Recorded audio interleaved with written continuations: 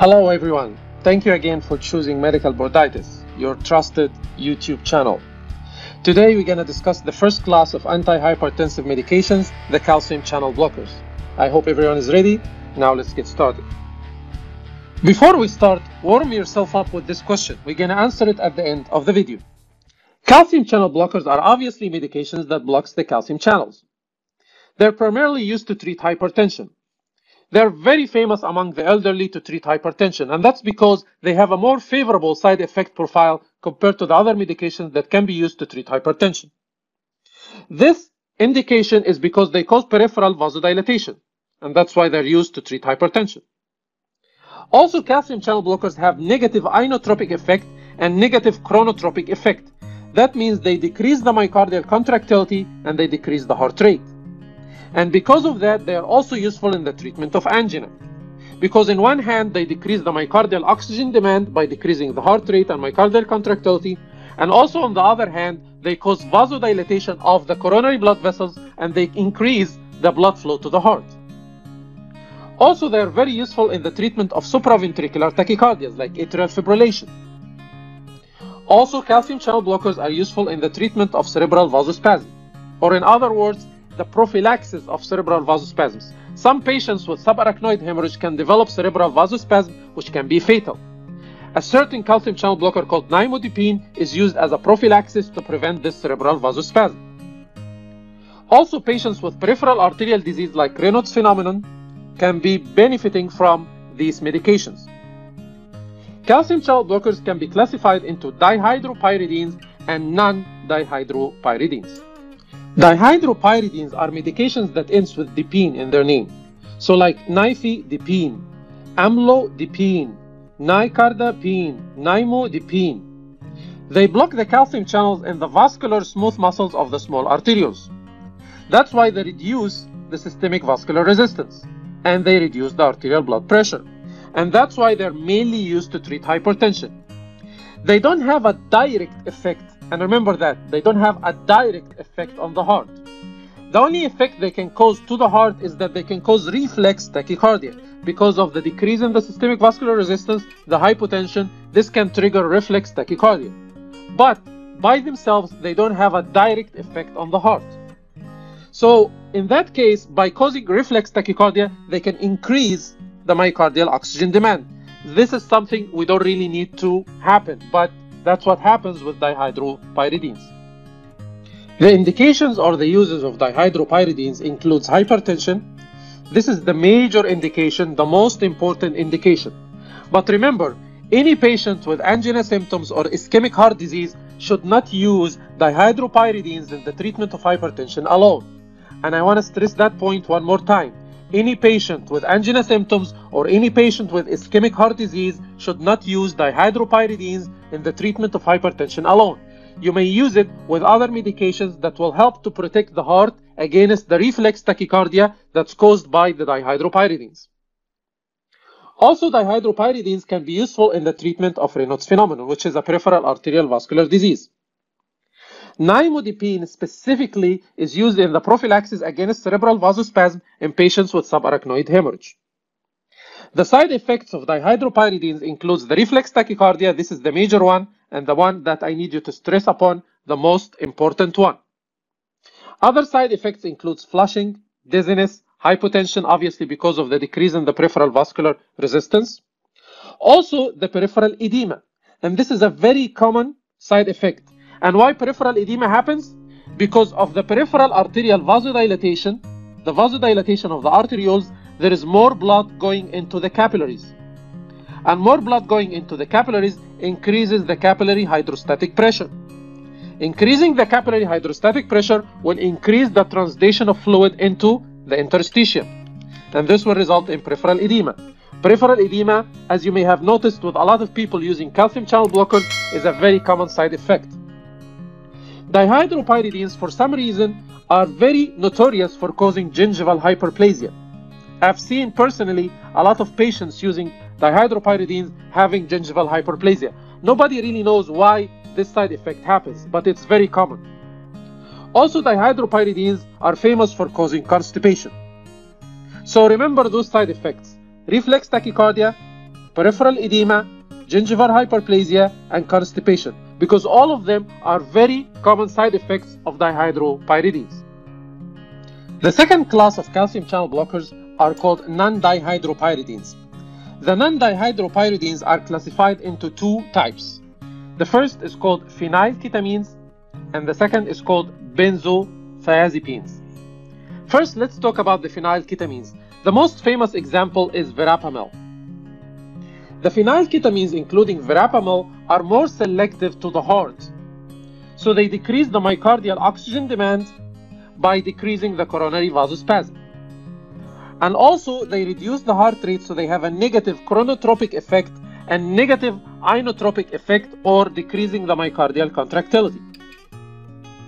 This makes them useful in the treatment of angina or ischemic heart disease and cardiac arrhythmias.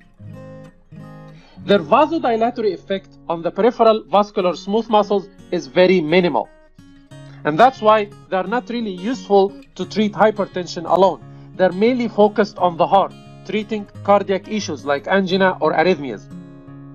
You have to be very cautious in using verapamil with beta blockers, because this can cause severe bradycardia.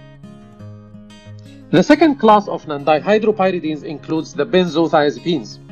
The most famous example is diltiazem.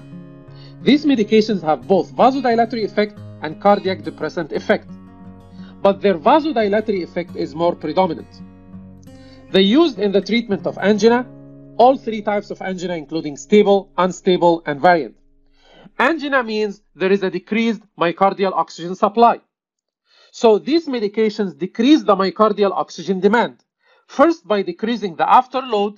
So now the heart is able to pump the blood against less resistance, because the peripheral vascular resistance is going down. Also, they decrease the cardiac work because they have negative inotropic effect and negative chronotropic effect. So they decrease the heart rate and they decrease the myocardial contractility. And because of this reason also, they are useful in the treatment of supraventricular arrhythmias like atrial flutter and atrial fibrillation, because they slow the AV conduction. Also, they can be used in the treatment of hypertension. So a patient with hypertension and angina, these medications can be very useful. But remember, you shouldn't use these medications in patients with congestive heart failure because of their negative inotropic and chronotropic effect, or in patients with severe hypotension because they can cause severe hypotensive shock, heart block also as well because of their negative chronotropic effect, or because of the slowing of the AV conduction, which can lead to heart block. Also, severe bradycardia because of the decrease in the heart rate. These medications also have a very serious side effect, which is called drug-induced lupus. Diltiazem is famous for causing drug-induced lupus. Now let's make a comparison between these three medications. The first medication is amlodipine, which is a dihydropyridine. Dihydropyridine does not have a direct effect on the heart, but they do cause significant peripheral arterial vasodilatation. That's why they're used to treat hypertension. But you should be careful in treating hypertension in patients with angina symptoms, because they cause reflex tachycardia, which can increase the angina symptoms in these patients. Verapamil is a phenylketamine. It has a significant effect on the heart, causing negative inotropic and chronotropic effect. It has only a minimal effect on the peripheral arterial blood vessels. Diltiazem, on the other hand, is benzodiazepine. It has effect on both the heart and the blood vessels. Its effect on the blood vessels is more significant. So it has a little effect on the heart, but more significant effect on the blood vessels. So the bottom line is, amlodipine has the most significant effect on the peripheral arterial blood vessels. Verapamil has the most significant effect on the heart. Diltiazem is somewhere in the middle. So diltiazem has more significant effect on the blood vessels and little effect on the heart. Most of the side effects of non-dihydropyridines are related to the blocking of the calcium channels elsewhere in the body. This includes constipation, because of the blocking of the calcium channel in the smooth muscles of the GI tract, hyperprolactinemia because of the blocking of the calcium channels in the anterior pituitary. This will result in decreased secretion of dopamine, and dopamine is the main inhibitor of the secretion of prolactin. So this will result in hyperprolactinemia. The hyperprolactinemia will result in sexual dysfunction.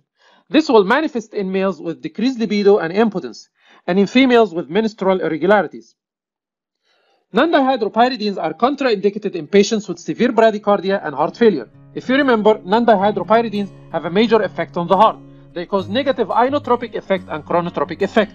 So in patients with severe bradycardia and heart failure, these medications can worsen their symptoms and can precipitate heart failure. Finally, nondihydropyridines should not be used concurrently with beta blockers because both medications can cause severe bradycardia. Finally, I want to discuss the calcium channel blockers overdose. So if somebody overdose on calcium channel blockers, so what should we do? First, we try to clear up the GI tract from any excessive tablets that's remaining there. So we give these patients activated charcoal or gastric lavage. Second, we try to compete at the receptor level with the calcium channel blockers. So we give IV calcium gluconate. Also, we can give atropine. Why should we give atropine? Because atropine is a blocker of the acetylcholine receptors. Remember, acetylcholine causes decrease in the heart rate and the myocardial contractility. So by contrast, atropine will increase the heart rate and increase the myocardial contractility. So this will contradict the effect of the calcium channel blockers. Also, we can give IV fluids and vasopressors for the hypotension. Now let's go back to our question. Which of the following combinations is correct? Verapamil for peripheral arterial disease? This is incorrect because remember, verapamil effect was mainly on the heart. It has only minimal effect on the peripheral arterial blood vessels, so it's not useful for peripheral arterial disease. Amlodipine for angina? Incorrect, because amlodipine and the dihydropyridines in general does not have a direct effect on the heart. In fact, because of the peripheral arterial vasodilatation and the hypotension, it can cause reflex tachycardia, so it can worsen the symptoms of angina. So definitely, this is incorrect answer. Diltiazem and atenolol for heart failure, this is incorrect, because both of these medications can lower the heart rate and the myocardial contractility, so can actually worsen the heart failure. Diltiazem for atrial fibrillation? Yes, this is correct, because diltiazem can slow the AV conduction. So this will be helpful in treating supraventricular tachycardias like atrial fibrillation. Verapamil for cerebral vasospasm? This is also incorrect because again, verapamil does not have that major effect on the peripheral arterial blood vessels. Its major effect is only on the heart. So it's obviously not useful for cerebral vasospasm. The drug that's most specifically useful for cerebral vasospasm is nimodipine,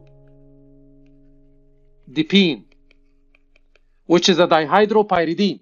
This is mainly used for the prophylaxis of cerebral vasospasm in patients suffering from subarachnoid hemorrhage. This was the first video in the series of antihypertensive medications. This is the end of the video. Thank you very much for watching. Please don't forget to subscribe and see you next time.